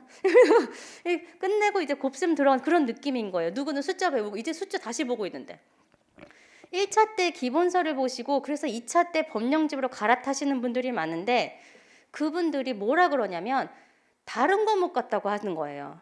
다른 과목이 아니거든요. 같은 과목인데 1차 때 기본서를 보고 2차 때 법령집을 보니까 다른 과목인 것 같다고 생각을 하는 거죠. 그러면 1차 때와 2차 때 같은 과목인 그 이점을 전혀 누리지를 못하는 거예요. 선생님 그러면 1차 때도 기본서로 하고 2차 때도 기본서로 하면 되겠네요. 그렇게 많이들 해왔죠. 그러니까 고득점이 안 나오는 거예요. 그리고 이제는 고득점 만나도 저는 60점만 넘을래요. 60점을 가지고 목표를 삼으시면 안 돼요. 그렇게 다 문제가 이제는 문제 수준도 굉장히 높아졌기 때문에 정말 관세법이라는 거에 대해서 잘 알지 못하면 결국 단편적인 지식만 나열하는 답안을 쓰게 되거든요. 우리 시험은 논술입니다. 그 출제자가 원하는 내용을 유기적으로 논리적으로 아주 그 질서 있게 써 나가야 되는 건데 물어보는 거에 그냥 단어만 비슷한 것만 얼추 갖다 쓰게 되는 형식이 나오기 때문에 단편적인 점수만 나가게 되고 결국은 꽈락은 간신히 면했다 하더라도 고득점이 어려워지는 부작용이 나오는 거예요. 그런 것을 방지하고자 저는 1차와 2차 동일한 교재로 강의를 하고요. 법령집으로 합니다. 법령집으로 하는데 2차 때 법령집을 처음 접하신 분들은 그나마 조금 나아요. 내용을 좀 아니까 그래도 나은데 1차 때부터 처음부터 법령집을 보시는 분들은 조금 힘드실 수 있어요. 조금 진입장벽이 있을 수는 있는데 그걸 이겨내고 1차를 합격하시고 나면 2차 때 남들 HS 막 버벅이고 무역실물 막 간 못 잡고 있고 관세평가 뭐야 이거 1차 때 한 거 같긴 한데 뭐 전혀 다른 내용이고 그러고 있을 때 관세법에서 이미 한 단계 높이 시작을 한다라는 건 얼마나 시간을 세이브 시켜주는지 여러분 지금은 모르실 거예요. 그런데 해보시면 알아요. 해보시면 1차 때 법령집으로 하고 나서 2차 때 또 법령집으로 지금 2차 기본이론 듣고 있는 학생들이 있거든요. 지금 그 학생들이 저한테 뭐라 그러냐면 선생님 작년에 그 법령집으로 해가지고요 2차 기본이론이 너무 술술술 들려요 하는 거예요. 안 그러면 처음부터 새로운 과목 또 하는 거예요. 근데 그게 아니라 1차 때 법령집을 할 때 정말 힘들었는데 지금 해보니까 눈에 너무 한눈에 들어오고요. 답안을 어떻게 써야 될지 감이 바로 와요. 그런 식으로 얘기를 해주는 거예요. 법령집으로 1차 때 하는 게 쉽지 않아요. 솔직히 말씀드릴게요. 쉽지 않습니다. 그런데 그렇게 하고 나면 2차 때 여러분이 답안을 쓰시는 답안의 수준 자체가 달라져요. 이미 법의 전체 구조와 논리를 알고 있는 사람이 답을 쓰는 거랑 그냥 단편적인 암기만 어떻게 해가지고 쓰는 거는 출제자는 보면 다 알거든요. 그냥 단순히 외워서 썼구나. 얘는 정말 알고 썼구나를 바로 알기 때문에 반드시 단편적인 건 점수가 절대 고득점 나올 수 없어요. 전체적인 법의 구조를 정확하게 알고 답안을 유기적으로 작성하기 위해서는 1차부터 법령집으로 공부를 하시는 걸 강력 추천드리고요. 그래서 공부하기 힘든 게 다가 아니에요. 그 다음에 문제풀이도 있고 여러 가지 과정도 있기 때문에 여러분이 관세법을 전략 과목으로 삼으실 수 있도록 1차는 당연한 1차는 무조건 전략 과목 하셔야 돼요. 90점, 우리는 95점 이상이 목표예요. 그렇게 하시고 2차 때에 가서도 관세법이 전략 과목으로 느껴지실 수 있도록 제가 법령집으로 공부하시는 것을 잘 도와드리겠습니다. 그래서 그렇게 한번 따라와 주시면 해보시면 알아요. 참 이거 어떻게 말할 수가 없네. 해보면 알아. 해보면. 그래서 우리 이제 수강생들 이 작년에 제 거 1차 법령집 듣고 2차 기본이론 들은 애들이 이제 뭐 합격생들이 나올 텐데 아실 거예요. 그들이 뭐라고 하는지 합격 수기를 꼭 보세요. 1차 때부터 법령집을 했더니 하면서 제가 시킬 거예요. 소개를 쓰라고 그렇게 할 거니까 여러분이 1차 때 법령집을 하는 게 너무 힘들지 않을까? 힘들어요. 그래도 여러분 장기적으로 보셔야 돼요. 1차 합격이 목표가 아니니까 장기적으로 보셔서 2차 때 높은 성적으로 관세법에 득점이 가능할 수 있도록 제가 잘 도와드릴 테니까 저를 믿고 한번 따라와 보세요. 약 파는 거. 저를 믿고 한번 따라와 주시길 바라겠습니다. 관세법은 저랑 하시면 돼요. 제가 잘 알려드릴게요. 그래서 관세법 학습 전략은 그 정도로 말씀을 드려보고요. 우리 이제 무역 영어를 설명해 주실 박민설 관세사님을 모셔볼게요. 네.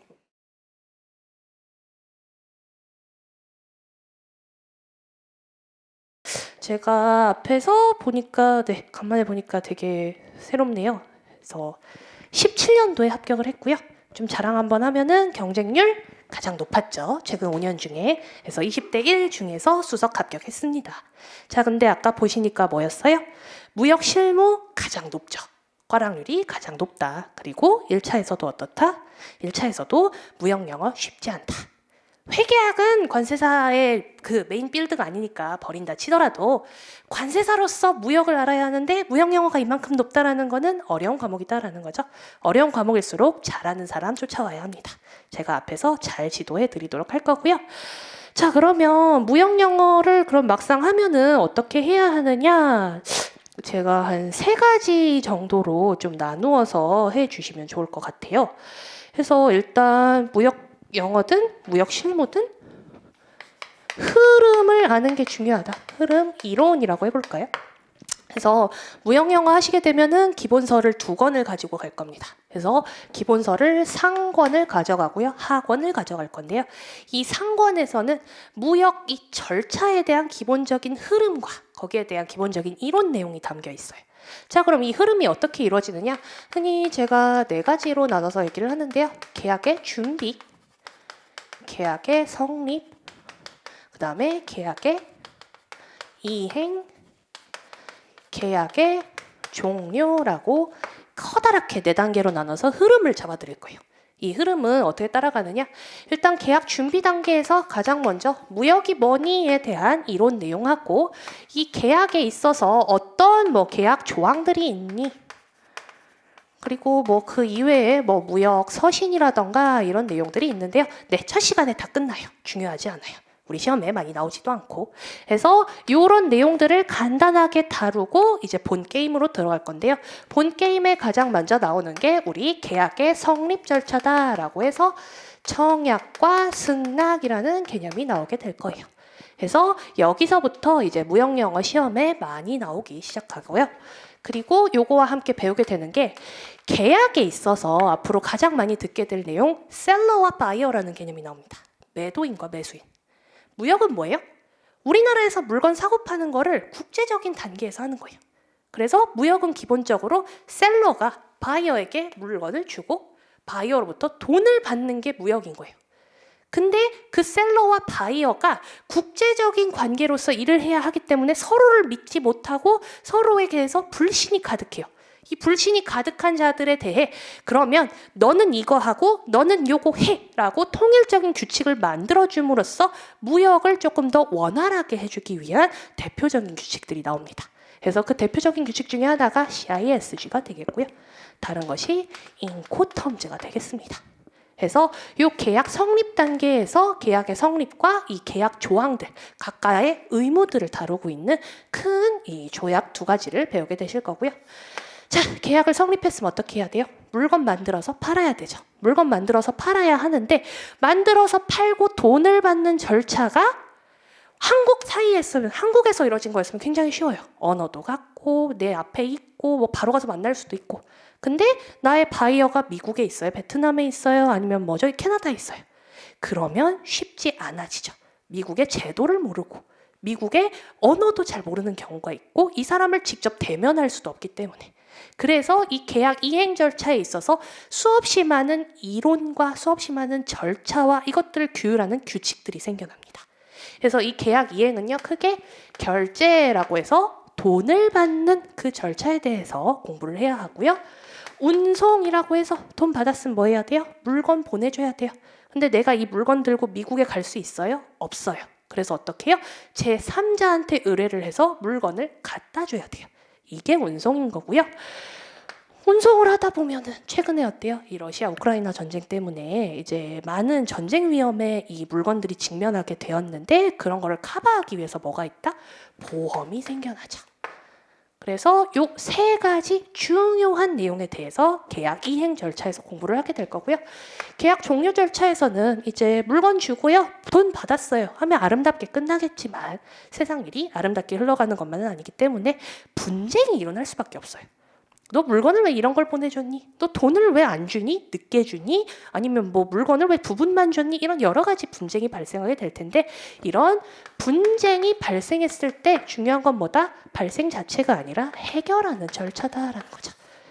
그래서 이런 전반적인 흐름과 그 사이에서 CISG는 어떤 거고 운송을 할 때 어떤 운송 방법이 있고 운송 계약은 어떤 것이며 보험 계약은 어떤 거고 보험 약관은 어떤 것인지 등등을 우리 상권에서 공부를 하게 될 거예요.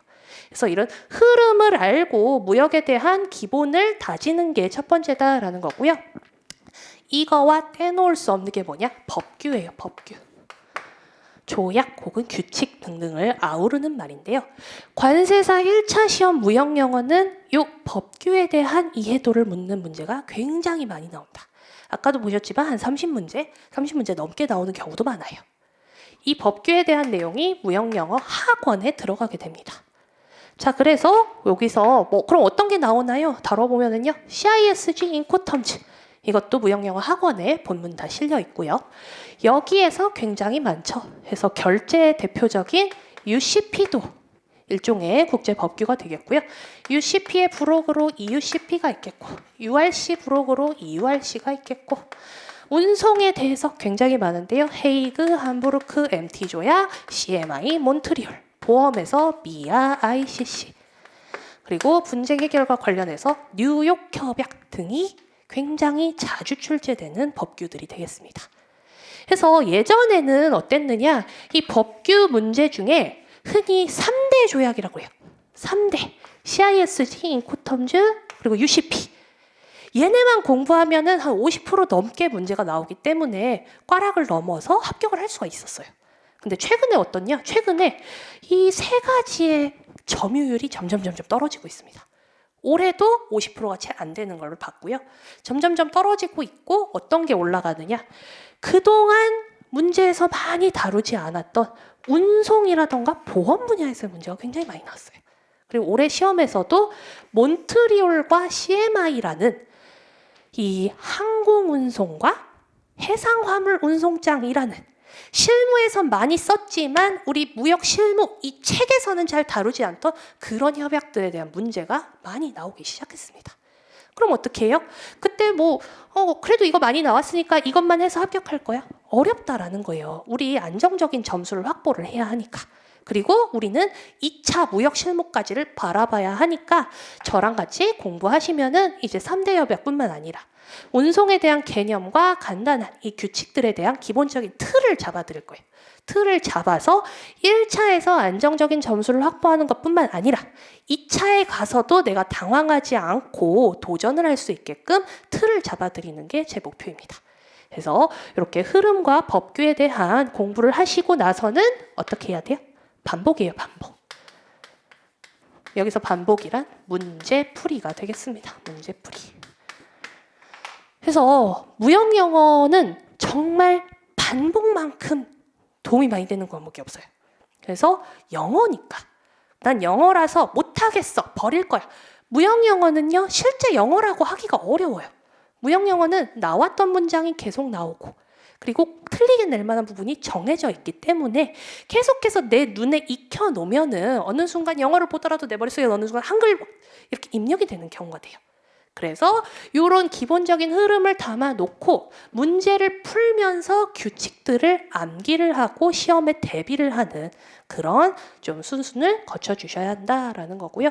아까 원장님께서 회독이라고 얘기를 주셨는데 여기서 회독이 뭐냐? 책의 처음부터 끝까지를 쭉 보는 거예요. 책의 처음부터 끝까지를 한번 보면 1회독이라고 보통 부릅니다. 그래서 1차는 뭐 한 5, 6회독, 2차는 저도 한 10몇 회독 했던 것 같아요. 근데 이 회독의 의미는 뭐냐? 사람의 한계가 있기 때문에 한 번 봐서 다 아는 건 불가능하다라는 거죠. 그래서 이 흐름을 알고 법규를 알기 위해서 책을 처음부터 끝까지 2번, 3번 회독을 해주셔야 하고요. 문제를 풀면서도 문제 풀고 모르는 부분 있으면 어떻게 해요? 또 공부해야죠. 그걸 알기 위해서 또 한 3번, 4번 회독을 해주셔야 돼요. 그래서 꾸준한 반복과 꾸준한 이 문제풀이를 통한 연습이 무역영어의 요 가장 정석이죠. 이 정석에서 조금 더, 정석은 정석이지만 조금 더 깊고 진하게 알음으로써 2차 무역 실무까지, 1차 무역 실무의 틀을 잡을 수 있도록 하기 위해서 저는 좀 강의를 진행을 할 거고요. 이왕 오셨으니까 무역영어 시험 어떻게 나오는지 간단하게 유형 한번 보여드릴게요. 그래서 다른 과목들도 1차 이거 수업 들어오시기 전에 한 번쯤 기출문제 어떻게 나왔지 찾아보시면 좋아요. 찾아보시고 요렇게 나오는구나 라는 거를 좀 아시면은 내가 겁을 좀 덜 먹을 수 있어요. 사람은 보지 않는 거에 대한 겁을 먹는다라고 하죠. 그래서 한 번쯤 보시고 이런 거 시험 보는구나 라고 생각을 하시고 수업에 들어오시면은 더 집중도 잘 될 거라 생각을 하고요. 그래서 무역영어 가장 대표적인 유형 중에 하나가 이런 빈칸 채우기예요. 그래서 이건 뭐냐? 아까 보여드렸던 CISG 19조를 가져온 거고요. CISG 19조에서 어떤 이 기간을 계산함에 있어서 공휴일이라던가 토요일, 일요일이 포함되느냐 안 되느냐에 대해 규정을 해놓은 거예요. 이런 규정을 해놓은 것 중에 괄호를 이렇게 뽕뽕뽕 뚫어놓고 여기에 들어가야 할 영단어는 뭐니? 이런 식으로 나오는 게 첫 번째. 두 번째는 말 그대로 해석이에요. 해석. 해서 굉장히 다양한 유형으로 나오는데요. 요런 이제 그냥 이 CISG 18조를 딱 갖다 놨어요. 갖다 놓고 뭐 하나를 바꿔요. 이거를 뭐 낫을 더 넣어준다거나 이거에서 뭐 오퍼러를 오퍼리로 바꿔준다거나 이렇게 장난을 치고 옳은 거 찾으세요. 이런 식으로 문제가 나오는 경우도 있고요. 그리고 이런 식으로 선지 고르기라고 해서 어떤 문제에서 일부를 발췌를 하고 여기 중에 옳은 거 찾으시오. 이런 형의 문제도 많이 나오게 되고요. 뭐 요거는 아까 얘기 들었던 보험에서 미아를 일부 차용해서 갖고 왔네요.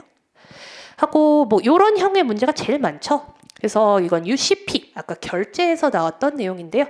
UCP 조항 일부를 이렇게 붙여 넣고 그 중에 옳은 거 찾아라, true 찾아라, 혹은 틀린 거 찾아라, false 찾아라. 이런 문제가 굉장히 많은 비중을 차지하고 있습니다. 그래서 여기까지의 문제들을 대비하려면 어떻게 해야 돼요? 법규 공부를 안 하면 끝장이다. 내가 단순 이론만 알아서는 혹은 단순 암기만 해서는 대비하기가 어렵다라는 거죠. 그래서 이런 식의 문제가 있다라는 거고요. 이런 형의 문제도 나옵니다. 그래서 우리 국제무역사나 무역영어 일반 그 자격증 준비하신 분들은 많이 봤을 문제예요. 그래서 이런 식으로 비즈니스 계약서 중에 이런 조항이 있는데 이게 뭐니? 라는 식으로 용어의 정의를 물어보는 문제도 많이 나오고요. 21년도, 22년도 이번 시험에도 이런 형태의 문제가 굉장히 많이 나왔었어요. 그래서 한동안 이런 유형의 문제가 좀 많이 줄어들었다가 최근에 다시 또 이상하게 올라오고 있어요. 그래서 이런 일반 사항에 대한 문제도 좀 관심을 가져야 하고 이런 문제들은 제가 기출 문제를 통해서 연습을 시켜드릴 거예요. 그래서 기출 문제에서 나왔던 단어들을 많이 활용해서 나오는 경우가 많기 때문에 네, 같이 문제풀이 강의에서 따라와 주시면 될 것 같고요.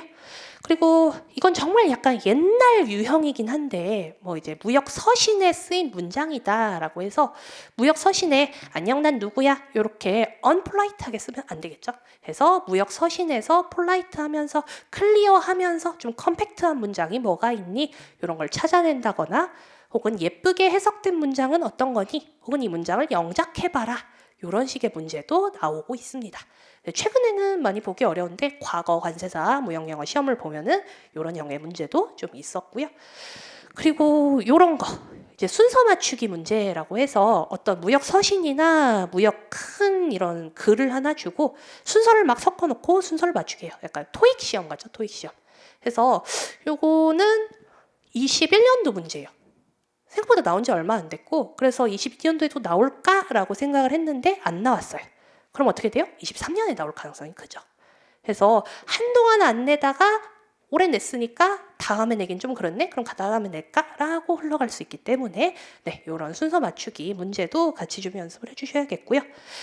자, 그리고 제가 요거는 21년도에 나온 건데 이런 유형 때문에 점점 관세사 시험이 어려워진다라고 생각을 해요. 그래서 이건 뭐냐? 아까 우리 선지 고르기, 기억, 니은 찾기 있었죠. 그래서 이런 기억, 니은 찾기 문제는 조금 수월합니다. 이 중에 뭐 니은 틀렸네? 딱 제외를 하면은요. 답이 뭐 1번, 3번으로 좁혀질 수가 있는데 이거를 어떻게 꼬아놨느냐? 자, 7개 줄게. 여기서 옳은 거 찾아봐. 찍기가 돼요? 안 돼요? 안 돼요. 이거는. 찍을래야 찍을 수가 없어. 그리고 이거 1번 혹은 5번으로 답 안 할 거예요. 잘. 2번, 3번, 4번 중에 있겠지. 자, 그럼 이런 거 어떻게 해야 돼요? 공부를 엄청 꼼꼼하게 해야만 받을 수 있다. 그리고 이게 21년도에 나왔는데 22년도에 또 나왔습니다. 그러면 23년도에 이런 유형으로 또 나올 수 있겠죠. 그래서 보시다시피 관세사 1차 시험이 예전에는 뭐 한 3개월 하면 할 수 있다라는 얘기를 많이 하셨겠지만 점점 제가 볼 때는 어려워지고 있고요. 내는 문제 유형도 기존에 이제 3대 협약에서 많이 내던 거와 달리 무역 일반에 대한 문제도 다시 좀 가져오고 몬트리올도 좀 넣고 CMI도 좀 넣고 하면서 점점 수험생들이 공부를 해야 하는 범위를 자꾸 넓혀주고 있어요. 그러다 보니까 어떻게 해야 돼요? 좀 빨리 시작을 해서 이왕 빨리 시작한 거 2차까지 한꺼번에 2위에로 붙어야 좋잖아요. 그럼 어떻게 해요? 무역 영어를 하면서 내가 무역 실무에 대한 기틀까지 다진다라고 생각을 하면서 공부를 해주시면 좋을 것 같습니다. 그래서 이런 식으로 좀 설명을 드렸고요. 네, 좀 유형을 보여드려서 겁을 먹으신 분들도 있을 테고 내가 이걸 하는 게 맞나라는 생각을 하실 수도 있을 텐데 자, 만약에 설명회 들으시고 내가 1차 시험을 어쨌든 하겠어 라고 결정을 하시면은요 우선 5월 달에 시작을 하세요. 개강하는 날에 같이 시작을 하시고 그때부터는 어떻게 하시느냐 겁을 놔야 돼요. 내가 어차피 모르고요 다 모르고요 다 처음 하는 거예요. 그러면 어떻게 해요? 미래에 대한 걱정이라던가 겁먹은 거라던가 버려놓으시고 내 눈앞에 있는 책만 보세요. 내 눈앞에 있는 책을 보고 오늘 선생님이 나간 분야까지만 꼼꼼하게 복습을 하면서 따라오시다 보면은 어느 순간 시간은 흘러가 있고 어느 순간 합격장을 쥐고 있을 거라고 생각을 합니다. 그래서 오늘 여기까지 오시느라 고생 너무 많으셨고요. 아직 내세법하고 회계학이 남아있는데 내세법하고 회계학은 관세사의 전문 분야가 아니다 보니까 제가 설명드리기도 좀 어려워요. 그래서 저희 이제 세무사분하고 회계사분께서 어떻게 준비하면 좋을지 간단하게 영상으로 준비를 해주셨고요. 내세법하고 회계학도 이거 해야 돼요? 라고 하시면은 저는 하면 나중에 내가 관세사로서의 굉장한 메리트를 얻을 수 있다라고 생각을 해요. 관세사가 부가세라던가 어떤 주세라던가 같은 내세법 분야라던가 아니면은 이 회계학에서의 매입 원장을 보는 방법, 재고표를 보는 방법과 같은 회계학 이 논리를 잘 깨우치고 있는 분들이 잘 없어요, 사실상. 근데 내가 그걸 할 줄 알아. 그럼 어때요? 관세사로서 더 많은 업무를 할 수 있고 관세사로서 더 인정을 받을 수 있겠죠. 그래서 이왕 하는 거 제대로 한다라고 생각을 하고 내세법 회계학도 열심히 해서 우리 원하는 점수 꼭 받을 수 있으면 좋을 것 같고요. 자, 그러면 내세법 영상으로 한번 보도록 하겠습니다.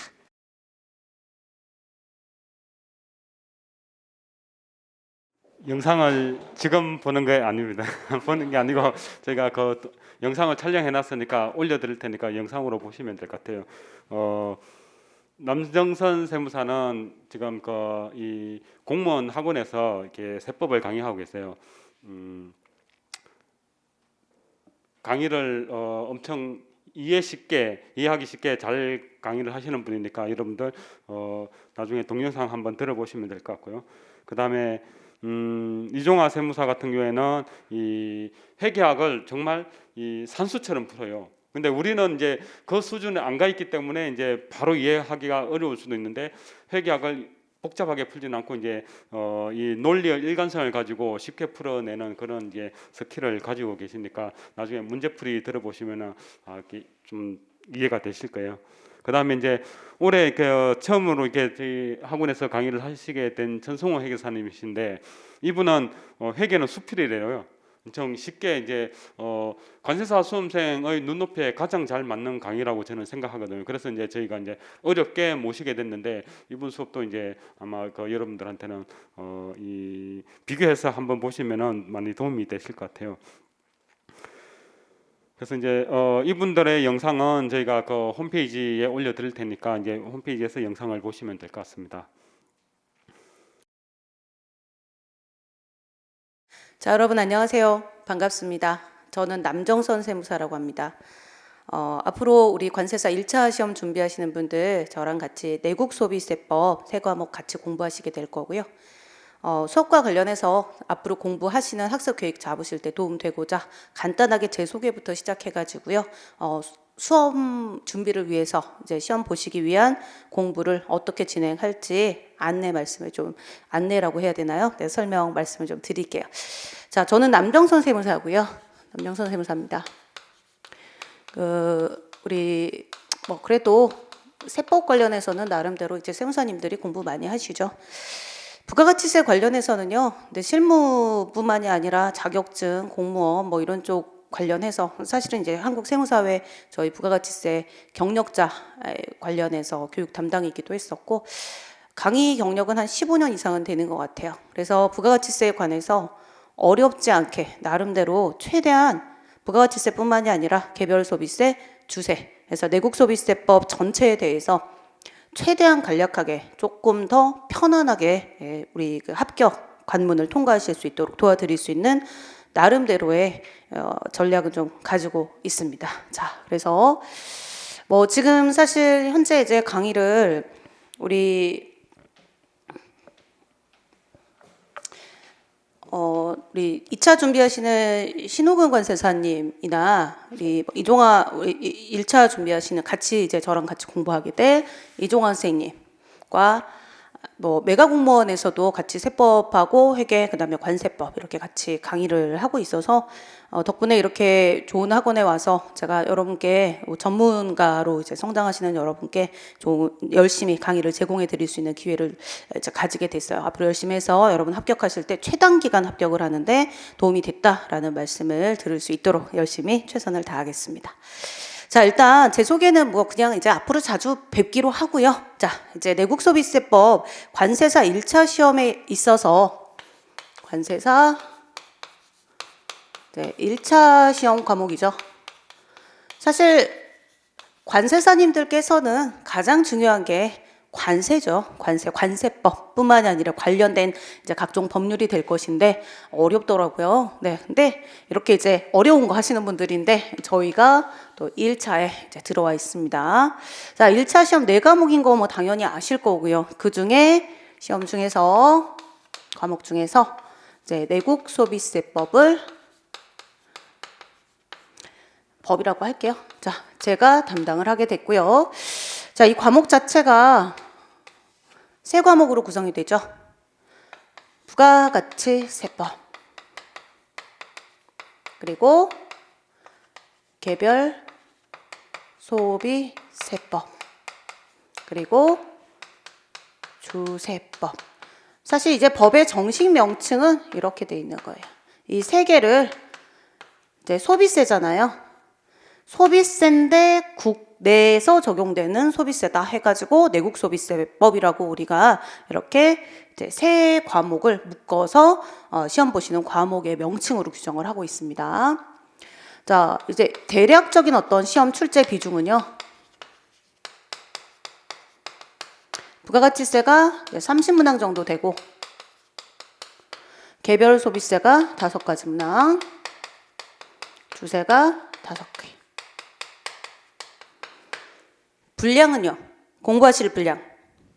부가가치세가 제일 많긴 많아요. 워낙에 국가적 전체적으로 세수도 세금 금액도 크기도 하고. 자, 이제 부가가치세하고 개별 소비세를 나중에 부가가치세 수업하면서 제가 안내를 해드리겠지만 얘를 이제 우리가 일반 소비세라고 하고요. 얘가 2007년까지 특별 소비세였어요. 근데 중간중간에 좀 어르신들께서 이거는 특소세가 있었어. 이런 말씀을 하시면 우린 줄여서 이제 가급적이면 안 줄이는 게 좋지만 개소세 이렇게 얘기하는 게 예전에 2007년까지는 특소세였어요.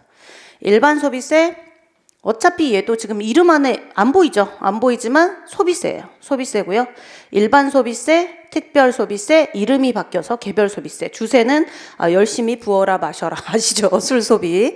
자, 그래서 주류 소비겠죠, 사실은. 네, 그래서 이제 내국 소비세법이라는 걸로 하나로 묶여 있는데 부가가치세라는 이름을 왜 지금 말씀을 얘랑 비교하면서 드리냐면 우리 부가가치세가요, 일반 소비세다가 무슨 뜻인지 나중에 수업하면서 안내를 해드리겠습니다만, 우리나라에서 소비가 되는 모든 재화와 모든 용역, 어렵다. 자, 모든 물건, 모든 서비스에 대해서 10% 과세하는 게 부가가치세입니다. 그러니까 모든 물건, 물론 예외적으로 나중에 면세라고 하는 이상한 걸 해서 빼내긴 하는데 면세라고 하는 건 예외고요. 한번 부가가치세 공부해 보신 분들은 면세 들어봤는데 하시겠지만 부가가치세의 기본적인 맥락은 대한민국 안에 있는 모든 물건, 권리, 그리고 모든 서비스에 대해서 과세하는 세금에 대한 법이 여기 규정이 돼 있으니까 분량이 많을 수밖에 없죠.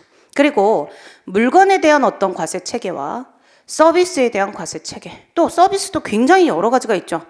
세무 서비스, 여러분께서 나중에 하시게 될 관세 서비스, 그 서비스업이에요. 서비스업, 관세사. 이렇게 나중에 혹시 개인 관세사 사무실 혹시라도 차리시면 사업자 등록 중에 서비스업, 관세사. 저는 개인 세무사 사무실을 예전에 할 때 서비스업, 세무사였어요.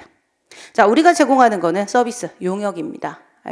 예전에 법을 만들 때 외래어를 못 썼어요. 법조문에. 그래서 서비스라는 말을 법조문에 지문으로 단어로 못 집어넣으니까 용역, 영무 뭐 이런 식으로 말을 만들어 놓은 거예요. 그러한 조금 약간 그 낯설은 용어에 대해서는 수업하면서 되게 편안하게 느끼실 수 있게 자꾸 반복해서 안내해서 익숙하게 해드릴게요. 그래서 부가가치세가 분량이 많고 대신 다행히 분량은 많은데 문제 출제 비중이 적으면 공부할 때 너무 힘들죠. 안 할 수도 없고 제끼자니 찜찜하고 그렇다고 하자니 문제 출제 비중이 적고 그런데 다행히도 거의 우리가 사십 문제 중에서 60점을 맞는다라고 했을 때 사실은 부가가치세 안에서만 24문제를 맞춰도 되실 거예요. 물론 최근 들어서 계산 문제 비중이 계산이 보통 7개에서 9개라고 전제했을 때 좀 높아지는 경향이 있고요. 더불어 이건 솔직히 말씀드려서 어느 시험이나 마찬가지입니다. 어느 시험이든 10년 전에 비해서 점점 더 어려워지고 있는 건 사실이죠. 왜? 갈수록 학생들이 공부를 더 많이 하니까. 그래서 그리고 경제, 이건 다 경제와 관련된 법들이잖아요. 다 돈과 관련된 세금이 정말 이제 중요한 경제의 가장 중요한 어떤 한 축을 차지하는데 돈과 관련된 것들이라서 굉장히 경제활동이 다양하게 발전하니까 당연히 더 어렵고 복잡한 지문들이 생길 수밖에 없고 시험 문제로 내기는 너무너무 매력적인 지문들이 많이 생기고 있어요. 그래서 약간 지문도 조금 길어지는 어떤 추세예요. 전체적으로. 자, 그래서 부가가치세 같은 경우는 분량이 많고 아무래도 문제가 많다라고 하더라도 분량이 많고 또 계산 문제나 어떤 그 문장이 조금 새로운 지문들, 조금 더 어려운 지문들을 추가로 좀 내는 경향이 있다 보니까 부가가치세만 올인해서 하고 개별 소비세 주세는 아예 안 하겠다 그러면 조금 공부하실 때 위험한 일이 생겨요. 그러면 개별소비세법이라는 법 하나에 있는 5가지, 주세법에 있는 5가지 문제를 다 버릴 거냐. 자, 이제 여기는요, 워낙에 암기가 좀 강한 파트입니다. 개별소비세하고 주세 같은 경우는요, 자, 아까 얘를 일반소비세라고 했는데, 개별소비세법 같은 경우는 사치성 재산. 1970년대에 부가가치세를 도입하면서 모든 재화, 모든 용역에 대해서 10% 과세를 하자라고 만들었더니 사실은 모피코트, 그 당시 모피코트다 그러면 정말로 부유층만 소비를 하는 물건인데 그거에 대해서 10% 과세를 하려니 너무 싼 거예요. 그래서 사치성 재산에 대해서 추가 과세를 하자. 개별소비세 과세 대상은요, 부가가치세가 과세되고 거기에 다시, 그러니까 개별소비세를 붙이고 거기다 다시 부가가치세를 붙여요. 이거 이제 나중에 논리를 설명드리고 제가 계산도 해드릴 거거든요. 근데 어찌됐건 얘는 특별한 어떤 그 사치성 재산이라고 법에서 판단하는 것들을 하나씩 열거하고 하나씩 적어주고 걔네들에 대해서만 과세하는 세법이라서 분량이 적은 반면에 뭐가 개별소비세에 적혀 있는가를 아셔야죠. 적혀 있는 것만 과세합니다. 따라서 얘는 그 개별소비세를 과세하는 물품을 외우실 수밖에 없고 각 품목별 세율이 뭐 20%, 30% 이렇게 따로따로 있어요. 그럼 세율도 매칭해서 따로 외울 수밖에 없어요. 그래서 암기 항목이 굉장히 많아서 수험생 입장에서 이해가 어려운 건 아닌데요. 외울 게 많다 보니 힘드세요. 대신 우리는 개별소비세를 정말로 너무너무 당연히 잘하고 싶으시죠. 근데 지금 제 강의를 듣고 계시는 목적은 합격하자. 1차. 다행히도 좀 어려워 보이는 얘네들이 2차에는 안 나온다. 전략적으로 최단기간 안에 최소한의 노력을 통해서 정말 이왕이면 고득점을 하려면 개별소비세하고 주세는요. 제가 수업을 할 때 전세법을 당연히 간단하게 처음부터 끝까지는 해드리겠지만 처음 공부할 때부터 약간 기출문제에서 주로 빈출되는 암기 위주로 처음부터 계속해서 반복 학습을 시켜드리는 쪽으로 공부를 하게 될 거고요. 부가가치세는 정통으로 제대로 공부를 할 겁니다. 기출문제만 그냥 외운다 하면 처음에는 약간 문제가 풀리는 것 같아, 되는 것 같아 하실지 모르겠지만 부가가치세가 문제가 계산 문제가 조금 더 나오고 약간 말 문제를 좀 더 길게 어렵게 낸다 그러면 기본적인 부가가치세의 뼈대를 이해하지 못하신 상태라면 점수가 완전 극과 극을 왔다리 갔다리 막 아주 그냥 들쭉날쭉할 수가 있어요. 가장 어떻게 문제를 내더라도 기본 60점은 그냥 탄탄하게 깔고 가려면 처음에 시간이 좀 걸리더라도 부가가치세는 충분한 이해를 바탕으로 기출 문제를 이해하고 마찬가지예요. 반복해서 연습하시면서 문제가 관세사 시험에서 어떻게 나오는지 여러분께서 파악하면서 이론을 진행을 하셔야 됩니다. 그래서 부가가치세는 이론이 조금 길어질 거예요. 그러면 앞에서 공부하다가 뒤로 끝날 때쯤 되면 앞에 거 잊어버리죠. 원래 그렇잖아요. 이거 뭐 전혀 듣도 보도 못한 과목인데. 그래서 앞에 거 공부하고 하루 공부 끝나면 이틀치 2일차 공부할 때 1일차 거 복습하실 때 드릴 거고요. 복습 자료를 제가 드릴 거고요. 자, 3일차 공부할 때는 2일차 복습 자료랑 한 장, 두 장이 쌓여 있어요. 그럼 그 두 장을 계속 복습으로 돌리시고 5일차 공부를 할 때는 1일차, 2일차, 3일차, 4일차 공부한 자료가 4장이 쌓여 있으면 걔를 계속 돌리시면 뒤에 부가가치세가 끝날 때쯤이면 회독을 몇 번 한 거예요. 그렇죠? 그리고 앞에서 한 내용을 제일 뒤에 끝나는 간이과세자라고 해서 제일 뒷부분에서 그걸로 끝나는데 아주 특수한 파트를 공부하고 완벽하게 부가가치세 이론이 일단 1회독이 끝났습니다 라고 했을 때 복습을 반복해서 하시면서 너무너무 좋게 암기까지 다 되어 있는 상태가 돼 있어요. 전부는 아니지만. 자, 그래서 일단 그 과목의 특징과 제가 수업할 때 어느 부분에 조금 더 집중을 해가지고 이제 그 복습 자료라든가 뭐 이런 것들을 해드릴지를 조금 간단하게 안내해드렸고요. 얘는 전체적으로 이론을 공부한다. 얘는 당연히 하기는 하는데 암기 사항에 좀 더 집중하실 수 있도록 제가 그거를 자료를 드리겠다라는 약속을 해드리고요. 수업 전체 커리큘럼은요, 당연히 이제 기본 이론을 진행을 합니다. 기본 이론 3과목 전부 다 하는 거고요. 이게 시간이 제일 조금 많이 걸릴 수 있는데 너무 조급하게 서두르지 마세요. 이게 진행되는 동안 이미 점수가 조금씩 채워져 나가고 있는 겁니다. 하시고 그 다음에 기출문제를 진도별로 나갈 거고요. 전체적으로 진행을 할 거고요. 동형 모의고사를 이제는 진행을 할 것이고 가장 최종적으로 뭐 OX가 됐든 또는 어떤 다른 어떤 마지막 핵심 요약 자료가 됐던 간에 이제 마지막 마무리 특강을 시험 직전에 진행을 해드리게 될 건데 시간이 급하다고 얘를 건너뛰고 기출만 외우시면 나중에 문제가 어렵게 나온다 그러면 점수가 갑자기 본인이 모의고사에서 받던 점수가 안 나와요. 그래서 안전하게 가시려면 기본 이론과 기출 문제를 하실 때 서두르지 마시고 제가 계속해서 복습 자료 드릴 거니까 그 복습 자료를 다 하면 기출로 넘어왔을 때 문제가 바로 이건 어디서 봤었지까지는 다 5개를 외워야 되는데 한 3개밖에 기억 안 나면 2개 때문에 틀릴 수는 있지만 그래도 얼추 얘가 앞에 뭐 제일 앞에 있었어, 중간에 있었어, 얘는 뭐와 관련된, 이건 계산구조와 관련된 거야, 이거 특례가 있었는데 뭔지는 모르겠지만 이런 게 있어서 중요한 게 있어서 책을 찾아볼 수 있는 능력까지는 돼 있는 상태로 기출로 넘어가시고 이 기출을 2-3번만 반복하시면 여러분 충분히 여러분께서 원하시는 점수 얻고요. 그리고 1차에 쉽게 합격하실 수 있을 거라고 생각합니다. 전체적으로 일단 기본 이론, 객관식 수업, 모의고사 수업 전체적인 커리큘럼 진행할 거고요. 일단 공부하실 때 뭐 질문사항이나 이런 것도 뭐 당연히 계속해서 피드백을 해드리지만 수업 때마다 제가 약속드릴 수 있는 건 저의 어떤 지금까지 강의를 수험 강의를 하면서의 강점 중에 하나는 자료는 항상 복습하실 자료를 드려요. 예습도 중요하지만 복습 위주로 공부를 꾸준히 하시는 게 좋고요. 수업하면서 공부하시는 방법을 계속적으로 안내를 해드릴 거니까 너무 막 처음에 용어가 어려워요, 뭔가 손에 안 잡혀요, 지금 당장 문제가 안 풀려요 라고 생각하시면서 고민 안 하셔도 돼요. 이게 제대로 된 커리큘럼을 몇 개월 안 되잖아요.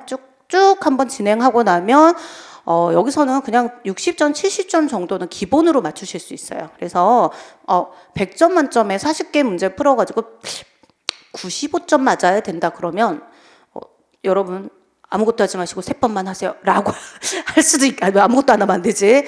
되게 3번 정말 열심히 하셔야 돼요. 당연히 열심히 하시겠지만 얘만 올인하셔야 돼요. 이런 소리를 할 수도 있어요. 제가 그러고 싶잖아요. 그래도 제가 세법 담당인데. 그런데 일단 객관식 40문제 중에서 선별적으로 여러분께서 하실 수 있는 문제를 추려가지고 최소 70점 이상을 제가 맞출 수 있게 최대한 빠른 시간 내에 그 점수를 획득하실 수 있게 도와드릴 수 있는 거는 좀 전략적으로 접근을 하고 복습 자료를 충분히 드리고 여러분께서 저를 믿고 따라와 주시면 이게 딱 3박자가 딱딱딱 딱 맞으면 정말 최단 기간에 세법을 정복했다. 내국 소비세법을 전공했다. 그러니까 정복했다. 제가 관세법까지는 못하니까 그렇게 말씀을 드릴 수 있을 것 같습니다. 자, 열심히 공부하셔서 우리가 관세사 1차 시험에 있어서 세법이 정말 공부할 때 너무 재밌었던 과목이다. 그리고 점수가 쭉쭉 나오니까 진짜 공부하는 맛이 났다. 이런 소리를 하실 수 있게 열심히 노력할게요. 저랑 같이 공부 열심히 하셔서 원하시는 시험 바로바로 다 합격하시기 바랍니다. 이번 이제 설명 말씀은 여기서 마무리할게요. 수고하셨습니다.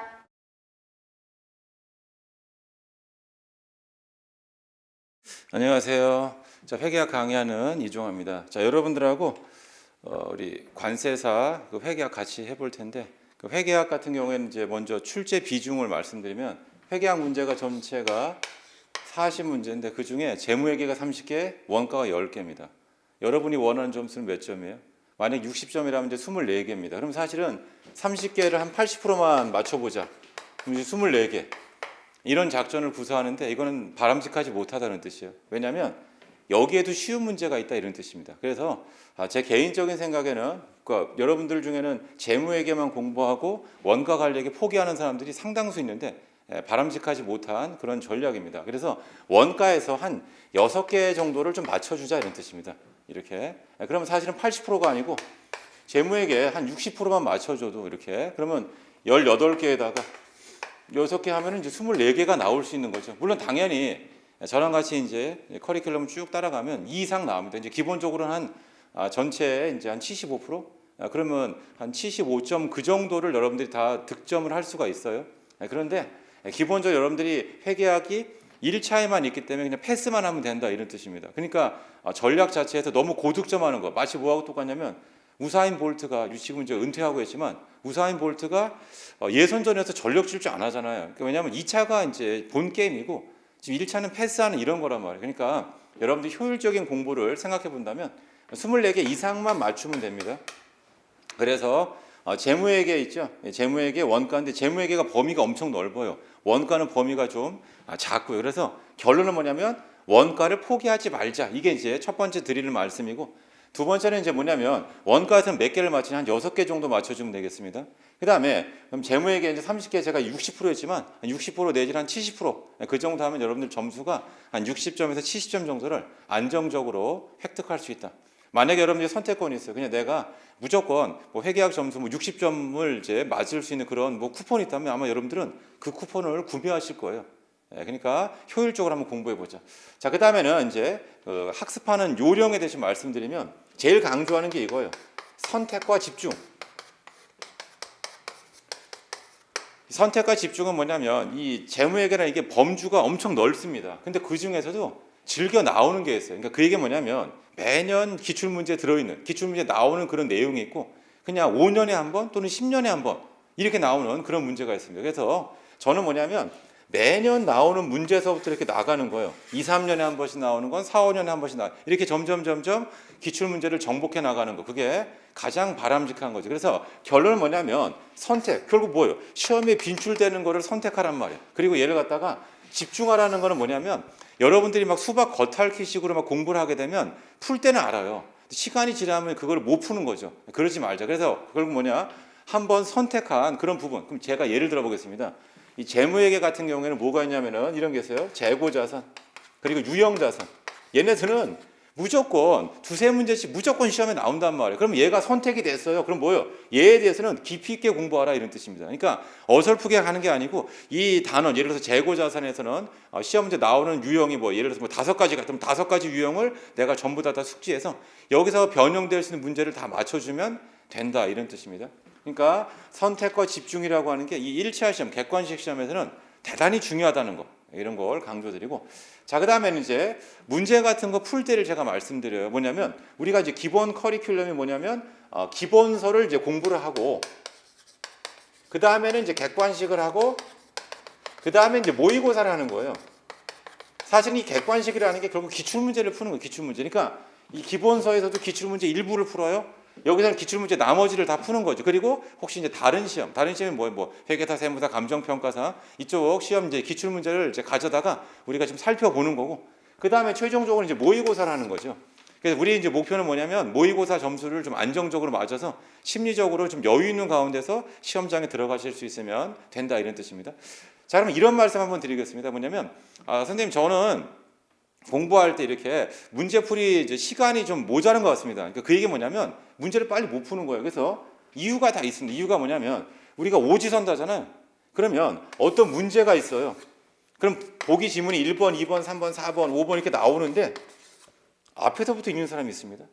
그러니까 당연히 시간이 모자라죠. 그 무슨 말이냐면 이 문제에 있어서는 이제 만약에 이게 이론 문제였다. 그러면 어떤 특정 지문을 위한 그런 이제 쉽게 말하면 문제다 이런 뜻이죠. 그러니까 사실은 그 지문부터 맞냐 틀리냐를 먼저 확인하는 게 문제풀이에 좀 최적화되어 있는 그런 사람이라는 뜻입니다. 또 역시 마찬가지예요. 뭐 계산 문제가 됐든 뭐가 됐든 간에 문제가 쭉 이렇게 져 있으면 앞에서부터 읽는 사람이 있습니다. 절대 안 되죠. 왜냐면 마지막 질문만 봐도 앞에 내용이 어떻게 그려질지가 떠올릴 수 있는 사람. 그래야지만 뭐냐? 시험장에서 문제를 빨리 풀 수 있다는 뜻이에요. 그러니까 대부분 다 초심자들이 우리 40문제인데 시험장에서 선생님 저 20문제 정도 푸니까 종 쳤는데요. 이렇게 된 이유가 있단 말이에요. 그러니까 문제를 빨리 풀려면 뭐냐? 내가 질문만 봐도 그림이 그려지는 거예요.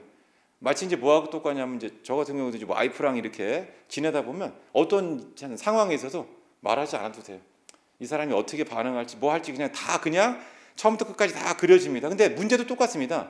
여러분들 기출문제 같은 걸 잘 분석하고 하다 보면 질문만 딱 보면 얘는 스토리가 어떻게 이제 구성되는지가 거의 레파토리가 정형화되어 있다. 이론 문제도 마찬가지예요. 선생님 저는 앞에서부터 이렇게 지문 읽는데 그러니까 문제풀이 속도가 늦을 수밖에 없죠.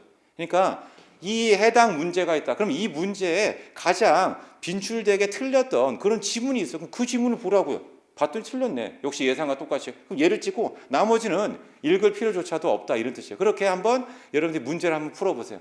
그러면 문제 시간이 뭐 모자라 가지고 문제를 못 풀었다는 등 이런 얘기는 절대 나오지 않을 거다 이런 뜻입니다. 저는 공부에서 제일 중요한 거는 이제 뭐냐면 효율성을 효율. 그러니까 우리가 당연히 합격을 해야 되는데 얼마의 시간을 투자해 가지고 합격할까 이게 가장 중요한 거죠. 그래서 공부에 있어도 마찬가지입니다. 시험에 나올 수 있는 것부터 먼저 보자. 그게 저의 가장 중요한 내용이고 이 선택과 집중이죠. 기본 강의 시간에도 계속 강조를 드릴 겁니다. 그래서 이런 선택하는 거를 제가 소개를 시켜드릴 거예요. 여러분 이 단어는 되게 중요합니다. 이 단어는 여러분 여기 이 부분을 잘 보시라. 그래서 제가 뭐 밑줄 치세요, 뭐 형광펜 칠하세요 이렇게 하는 이유가 뭐냐면 그런 것들을 잘 이제 여러분들이 체크를 하게끔 하기 위함이다. 자, 아무튼 제가 이렇게 뭐 드리고 싶은 말씀은 이제 핵심은 이런 거고요. 그 다음에 여러분들이 뭐 궁금하신 거나 있으면 언제든 저한테 연락을 주세요. 그리고 제가 뭐 전화 상담 이런 것들도 잘 해드립니다. 그러니까 내가 제 이메일 주소랑도 다 이제 학원에 다 공지돼 있고 이렇게 할 테니까 뭐 애로사항 있으면 언제든 저한테 그냥 이메일로 번호를 이제 남겨주세요. 그럼 제가 공부하는 방법이라든가 이런 것들을 잘 설명을 좀 드리도록 하겠습니다. 그래서 늘 이런 게 있습니다. 누가 이제 어떤 환자가 있어요. 이렇게 그러면 병을 알리라고 했어요. 그러니까 끙끙 숨기지 말고 그럼 뭐냐면 주변에서 누군가가 이제 그걸 이제 도와주는 거죠. 이 병에는 이런 약을 먹으면 더 하고 어떤 의사 선생님이 있으면 이제 이 병을 잘 치료해줄 수 있고 여러분 마찬가지예요. 수험에 있어서도 선생님 제가 어떤 문제가 있는데 빨리 얘기를 하란 말이에요. 그럼 제가 거기에 대해서 맞게 이제 여러분들 이렇게 하시면 그 금세 나아집니다. 이런 방법들을 제가 알려드리도록 하겠습니다. 자, 아무튼 여러분들 이제 관세사 공부 시작하시는데 열심히 하셔가지고 내년도에는 1차 합격하고 그리고 1차는 관문이라고 하죠, 그죠? 2차 가지고 웰페이스에서 동차 합격하시면 좋겠습니다. 제 이야기는 여기서 마치겠습니다. 예, 감사합니다.